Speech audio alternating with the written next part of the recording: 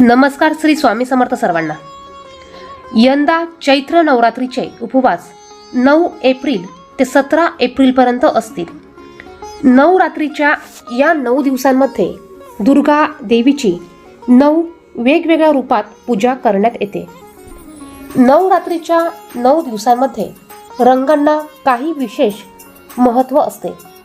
असं म्हटलं जातं की या दिवसात हे नवरंग परिधान केल्यास देवी आपल्यावर प्रसन्न होते। चैत्र नवरात्रीला विशेष महत्त्व आहे। या दिवसापासून हिंदू नववर्षाची सुरुवात होते। त्यामुळे या 9 दिवसात देवीच्या कोणत्या रूपाची पूजा केली जाते आणि हे 9 रंग कोणते याबाबत आपण या व्हिडिओमध्ये माहिती बघणार आहोत। 5वा दिवस 13 एप्रिल शनिवार।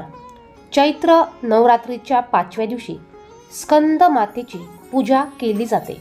ही देवी शक्तिदाता मानली जाते।